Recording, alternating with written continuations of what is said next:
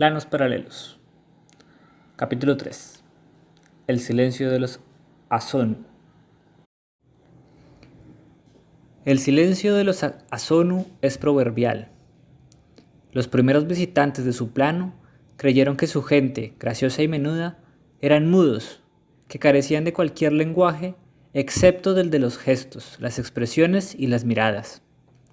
Después, oyendo parlotear a los niños Asonu, los visitantes sospecharon que los adultos hablaban entre sí, pero guardaban silencio ante los extranjeros. Ahora sabemos que los Asonu no son mudos, pero que una vez superada la primera infancia, muy raramente le hablan a nadie. No escriben, y a diferencia de los mudos o de los monjes sujetos al voto de silencio, no utilizan señas u otras comunicaciones en lugar del habla. Esa abstinencia casi absoluta del idioma los hace fascinantes. Las personas que viven con animales conocen el encanto del silencio. Puede ser un verdadero placer saber que cuando el gato entra en la habitación no mencionará ninguna de tus limitaciones, o que puedes contarle tus agravios a tu perro sin que éste vaya a repetírselos a las personas que los causaron. Aquellos que no pueden hablar y aquellos que pueden pero no lo hacen, tienen una gran ventaja sobre el resto de nosotros. Nunca dicen estupideces. Además, estamos convencidos de que si hablaran, tendrían algo interesante que decir. Así pues, existe un considerable tráfico de turistas hacia Asonu. Con una fuerte tradición de pueblo hospitalario, los Asonu reciben a sus visitantes con generosidad y cortesía, aunque sin modificar sus propias costumbres. Algunos turistas van por el simple placer de disfrutar del silencio de los nativos, agradecidos de poder pasar unas semanas en un lugar donde no tienen que adornar o ensombrecer cada encuentro humano con el despliegue de verborrea. Muchos visitantes han sido aceptados en casas particulares como huéspedes, a las que vuelven año tras año, formando así tácitas uniones de afecto con sus silenciosos anfitriones. Otros siguen a sus guías o sus anfitriones Asonu, sin dejar de hablar, confiándoles su vida entera, extasiados por haber encontrado a un oyente que no los interrumpirá tarde o temprano con un comentario acerca de que su primo tenía un tumor aún más grande que el suyo. Como tales personas normalmente conocen a los pequeños Asonu y saben que hablan el mismo idioma, no parecen estar angustiados por la pregunta que atormenta a muchos otros visitantes. Si los Asonu no hablan, ¿tampoco escuchan? Está claro que oyen y entienden lo que se les dice, puesto que responden a sus niños, indican las direcciones mediante gestos tras las preguntas a medias formuladas por los turistas y son capaces de evacuar un edificio al grito de fuego. Pero la pregunta permanece: ¿escuchan la conversación discursiva y social o simplemente la oyen mientras guardan silencio, atentos a algo más allá del monólogo? Sus maneras amables y naturales les parecen a algunos observadores la plácida superficie de una profunda preocupación, de una vigilancia constante, como una madre que mientras atiende a sus invitados o procura la comodidad de su marido, no deja de estar pendiente del llanto de su bebé en la otra habitación. Percibir así a los Asonu es interpretar su silencio casi inevitablemente como una ocultación. Da la impresión de que a medida que crecen dejan de hablar porque escuchan algo que nosotros no oímos, el secreto que esconde su silencio. Algunos visitantes de su mundo están convencidos de que los labios de esta gente tranquila encierran un conocimiento que en proporción a su extrema ocultación debe de ser muy valioso, un tesoro espiritual, un discurso más allá del discurso, posiblemente incluso esa última revelación prometida por tantas religiones, y de hecho entregada con frecuencia, pero nunca de una forma totalmente comprensible. El trascendental conocimiento de la mística no puede ser expresado mediante el lenguaje. Puede que los Asonu eviten el idioma por esa misma razón. Puede que guarden silencio porque si hablaran todo lo importante habría sido dicho.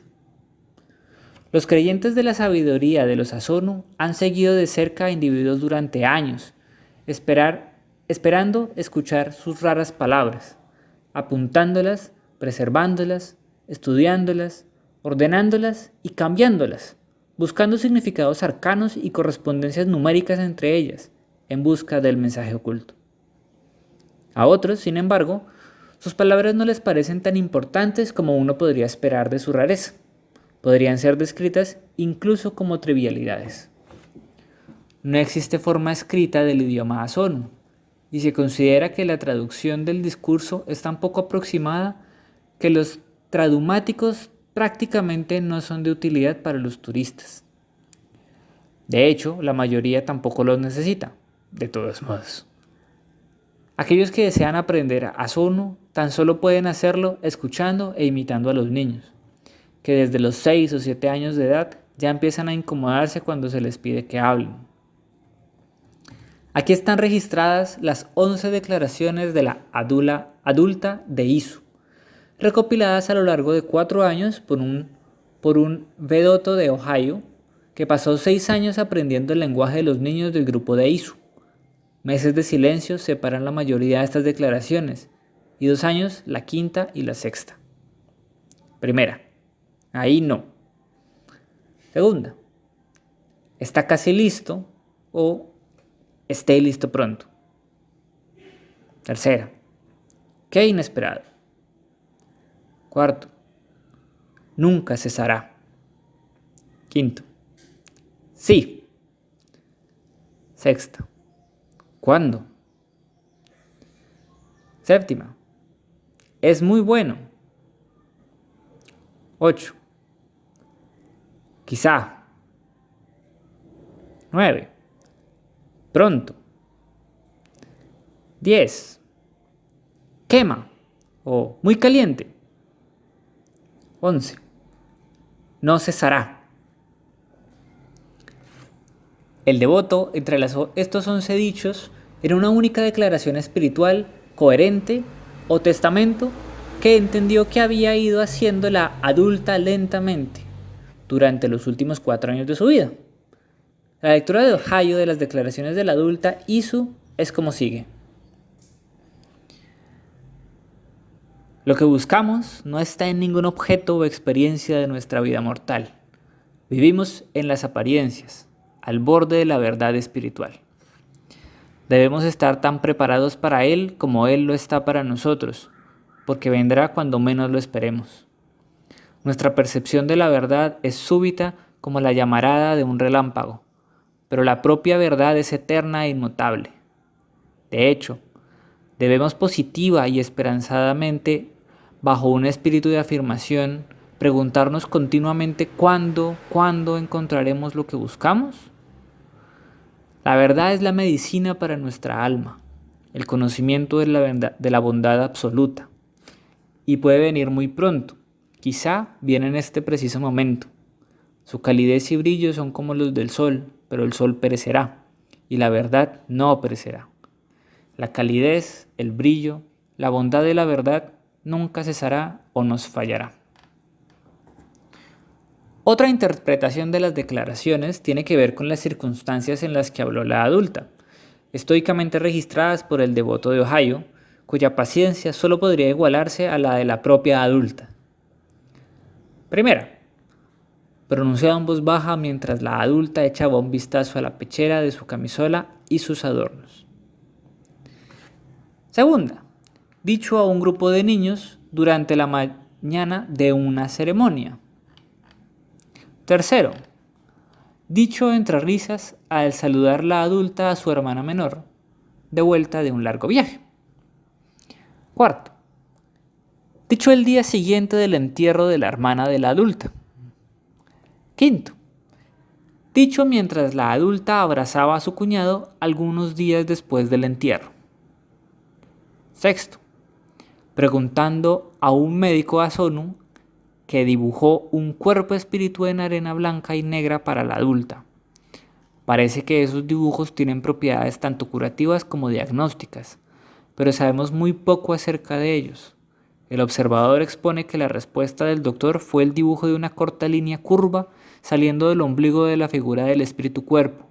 Sin embargo, puede que el observador leyese algo que no era en absoluto una respuesta.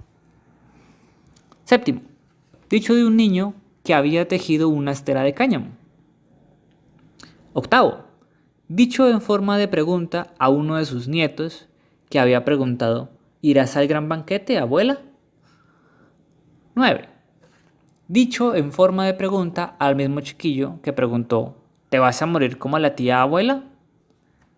10. Dicho a un bebé que estaba empezando a dar sus primeros pasos hacia una hoguera cuyas llamas no eran visibles a la luz del sol. 11. Últimas palabras pronunciadas el día anterior a la muerte de la adulta.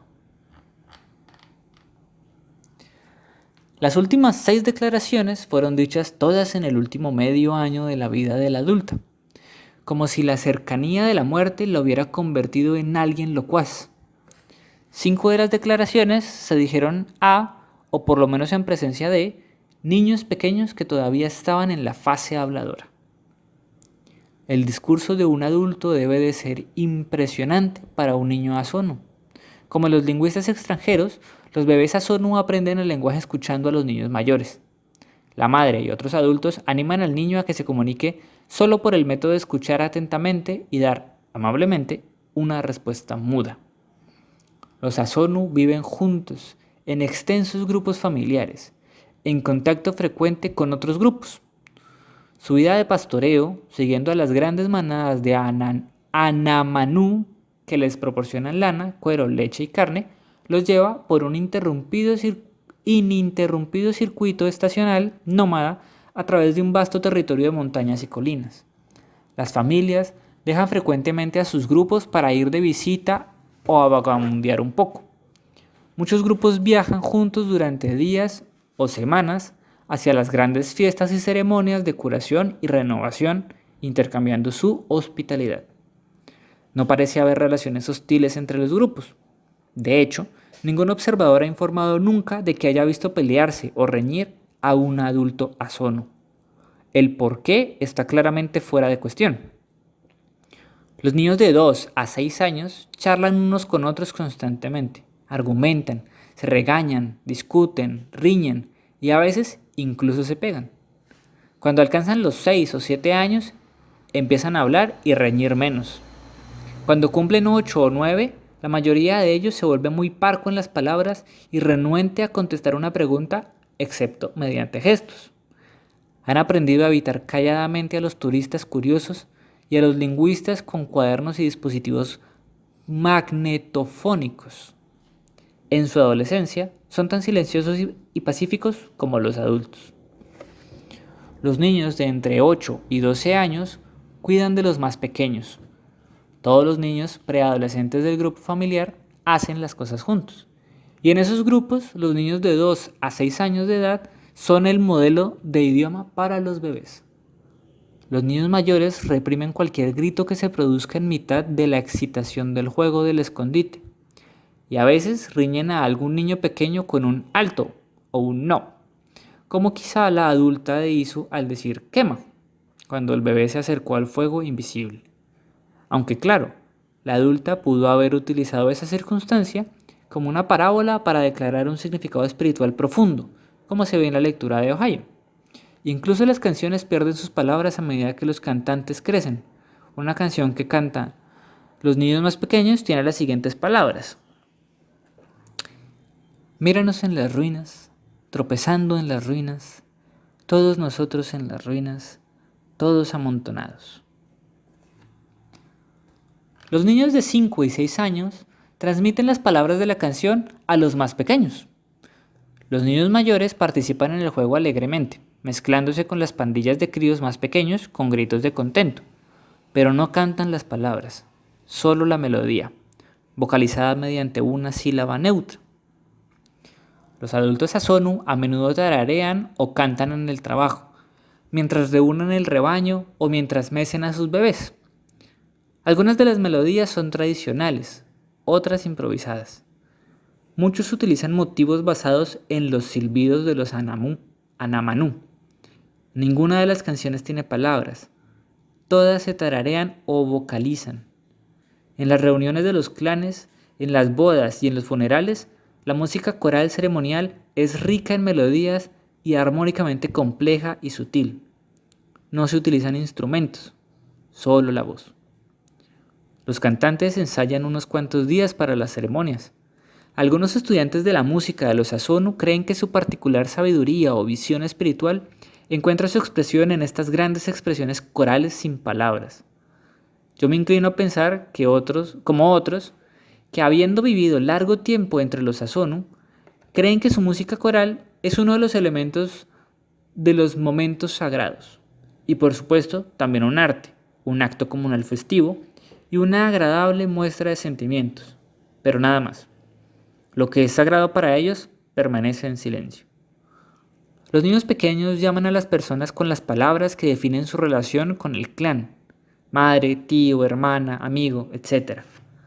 Si los Asonu tienen nombres, no los conocemos. Hace unos 10 años, un fanático creyente de la sabiduría secreta de los Asonu secuestró al final del invierno a una niña de 4 años de uno de los clanes de las montañas. Había obtenido un permiso de recolector zoológico y pasó a la niña de contrabando a nuestro plano en una jaula para animales de laboratorio marcada con la leyenda Anamanú. Creyendo que los Asonu forzaban al silencio a sus niños, su plan era animar a la pequeña para que siguiera hablando cuando creciera, cuando fuera adulta, pensó el creyente. Podría transmitirle la sabiduría innata que su gente le había obligado a mantener en secreto. Durante el primer año, ella habló con su secuestrador, que pese a haber cometido una acción abominable y cruel, parecía tratarla con bastante amabilidad. Su conocimiento del lenguaje de los Asonu era limitado, y por su parte, la niña solo estaba en contacto con un pequeño grupo de sectarios que acudían a mostrarle veneración y a escucharla hablar. Su vocabulario y sintaxis no ganaron con el crecimiento y empezaron a atrofiarse. Se fue volviendo cada vez más callada. Frustrado, el fanático decidió enseñarle su propio idioma, el inglés, para que pudiera expresar su sabiduría innata en una lengua diferente. Pero solo su informe, donde dice que ella se negó a aprender, permanecía callada o hablaba casi inaudiblemente cuando él intentaba hacerle repetir las palabras, y no obedeció. El fanático impidió a las demás personas que la vieran. Cuando algunos miembros de la secta finalmente notificaron el asunto a las autoridades civiles, la niña tenía unos 7 años. Había permanecido 3 años encerrada en un sótano. Durante más de un año fue azotada y golpeada regularmente para enseñarle a hablar, porque es muy terca, explicó su captor. La niña había enmudecido, permanecía en posición fetal continuamente, sufría desnutrición y se había insensibilizado a todo estímulo externo. Fue devuelta rápidamente a su familia, que la había llorado durante 3 años creyendo que se había perdido en un glaciar. La recibieron con lágrimas de alegría y pesar. Su estado desde entonces se desconoce, ya que la agencia interplanar cerró el área entera a todos los visitantes, turistas o científicos, en el mismo momento en que ella fue devuelta. Desde entonces, ningún extranjero ha subido a las montañas de Asonu. Podemos imaginar perfectamente que su gente está resentida, pero nada se dijo nunca al respecto.